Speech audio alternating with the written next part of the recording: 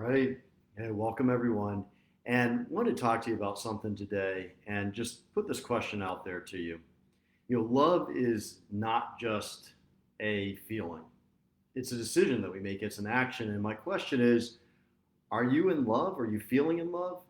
Or are you actually acting in love? So, hey, welcome to Live Intentionally with John and Sandy. It's me today. It's John. And Sandy and I have been working with this incredible group called the Athena Sisterhood, and we got to meet with them this morning and meet with a number of the sisters and share a little bit of story. And I was sharing how we met. And for those of you who don't know, we met and we actually got married 111 days after we first met. So just to put that in a little bit of perspective, I went from not knowing that this woman named Sandy Sembler even existed on the earth, on this earth, to 111 days later asking her, well, not asking her, I'd already asked her to getting married.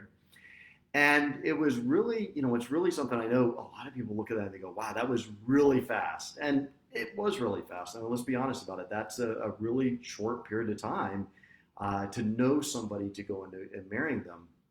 But there were a number of factors that really led to us knowing and being comfortable to move forward. And part of that was just knowing the way that she felt in my body, that both of us felt in each other's body. And by that I mean, we had done, Sandy especially had done a tremendous amount of work, and I'd done a lot of work to feel what it was like to be with someone else who was in love, and to feel with someone that was in there for me and the masculine, for her, feeling her and her feminine, and just knowing what that felt like, knowing what that impact was like. And that was a big part of it. I mean, I knew the moment, the first day that I met Sandy, as she came around the corner, and just I felt all that energy. I felt her presence. I saw how beautiful she was. And just I felt the way that she left me both very confused, but very energized, very inspired all at the same time.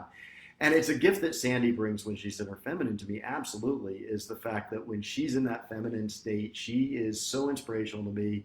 Um, she brings so much energy. She just brings so much excitement to me, so much life to our relationship and to me. And it's something that's beautiful. And I could feel that in my body. And she had done a lot of work, and she could feel that in her body. And it's something that we teach on through embodiment to really feel that.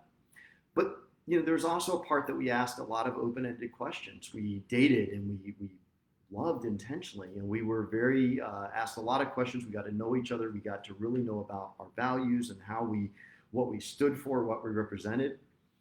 But a final part was really a big thing, and what I want to talk about today, which is that we recognize that love is not just something that you feel, but it's a decision that you make, and it's an action that you take based on that decision every single day, every single moment of your relationship. And look, I will be the first to acknowledge that I'm not perfect. Neither one of us is this, and there are times that Sandy and I, and both of us will make a decision, and we're not operating from that state, and it can cause friction between us. It can cause tension between us, and I'm sure everyone who's in a relationship, you know what I'm talking about, right? There's days that you wake up and you just not only do not feel like you're in love, but you're thinking, man, this is something, I don't know if I can make this decision today. I don't know if I can do anything about it. And a lot of times we get trapped in our own story, right? Well, they aren't doing it. They'd just be this way. If they wouldn't do this, or they would do this, or something like that. And it gets us stuck in the story, and we make a decision not to love. And it starts to cause distance and friction between us.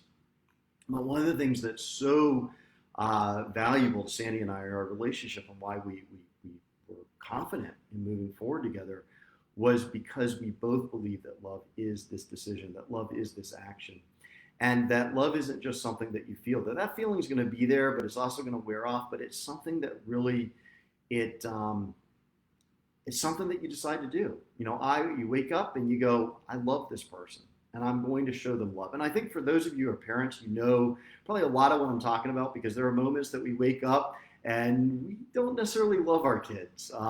You may not wake, a little bit, either we wake up or sometime during the day they're doing something, and there's different ages they go through, and we may feel, man, I don't necessarily love my kid right now, but I'm making a decision to love them. I'm taking an action to love them. And we know what that looks like. If you're a parent, I hope you understand what I'm saying.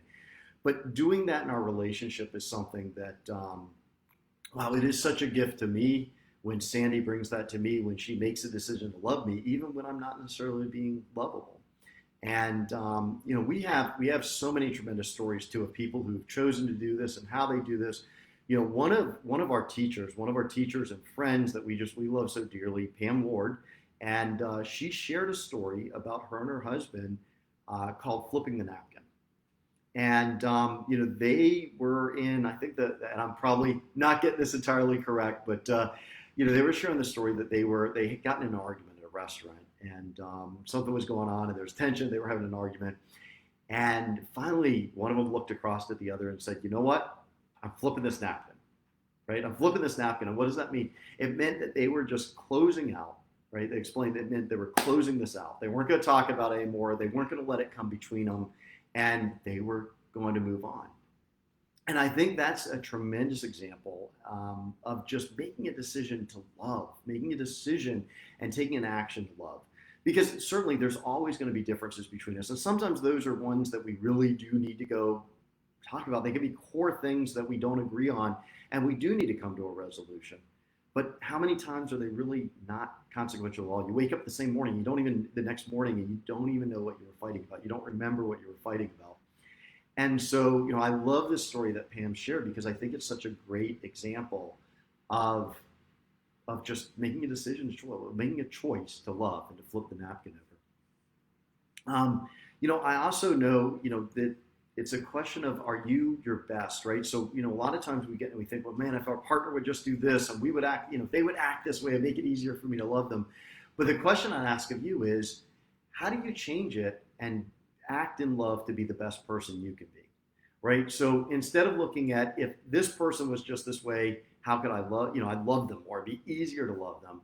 And instead thinking, if I showed up this way, if I was my best, and just trusting that it would bring out that love, you make the decision to love and know that it will bring out the love in others. Sandy is again, she's so incredible at this, just the way that she shows up on so many days, and she will be loving and open. And I know it's not an easy choice for her, but she'll be that way, and she'll be open with her heart, and she'll love me. And I can't tell you what that does as your partner, when you see your other partner reaching out in love, being their best. It's unbelievable. It's amazing what that does. And so many times how it just completely changes the state that we're in. And sometimes it may even be something as simple as physical connection. It may be something as simple as you look at your partner, you're like, okay, it's time for us to have a quickie. We are going back, we are doing something, and we are reconnecting because it's not there, but we're going to bring it back. We're going to make a decision and a choice to bring it back. And that physical connection may be all that it takes, that spark, that it's a little quickie, but it brings you together in such a way and brings that connection back that a lot of times gets buried in the chaos of the day. It gets buried in the busyness that we have, and we lose sight of the love that we have and the passion that we have for each other. And it's really just a matter of, how do we make a decision to actually go out and act on that love that we feel? Not just saying, well, it's a feeling and I'm going to feel it, but it's that decision that we make to go, you know what, I am deciding to love this person. I'm deciding to act in love, and I'm deciding to open my heart in love, and I'm deciding to take action on what I'm doing, as opposed to just waiting for that other person to change or hoping that something will happen. So anyway, it just came about when I was sharing the story. And again, for those of you who don't know it, Sandy and I met. We were introduced November 30th through a mutual friend, and it was December 2nd was the first day we met. And I still remember to this moment of her just coming around the corner. We were at a Tim Tebow event at Tropicana Field in St. Pete, and she came around the corner, and I think my body, my brain, everything just went wow, because I could feel that energy, I could feel that presence, I could feel her coming around the corner. And I remember it was so funny. For those of you I share, if any of you remember Looney Tunes, the Tasmanian Devil, it was like that energy just hit me. I was like, what the heck just happened? There were a lot of words. There was a selfie, and I remember just thinking, what the heck just happened? But I knew in my heart that the way that who she was and how she showed up, I knew in my heart that she was the one. And it led 111 days later to us being married. And it's a decision that we make to this day, right? How do we show up? How do we love each other? And how do we be there? right? How do we bring out the best in our partner? So anyway, well, I love you all just so much for listening to that story. Love sharing that story, and hope you enjoyed it too. Wanted to also share, Sandy has such an incredible sisterhood that her it's not going to reopen to the fall. It's about to close. There's a few seats left. So for those of you women that are really interested in exploring more, going deeper into your feminine and exploring this concept of love, right? Exploring this concept of relationship and just getting better at it and improving it. Open your space up for it, right? Too, for relationship as well. She's got a few slots left, and just DM her, just reach out to her, and or you can book an appointment on her website. And it's by invitation only to go in, but I'd say do it now because that is closing out next week and it won't reopen again until the fall. So just want to put that out there for those of you that might be interested in exploring more. All right, so thank you all. So fantastic. Love you all, and have a wonderful, wonderful day. Take care.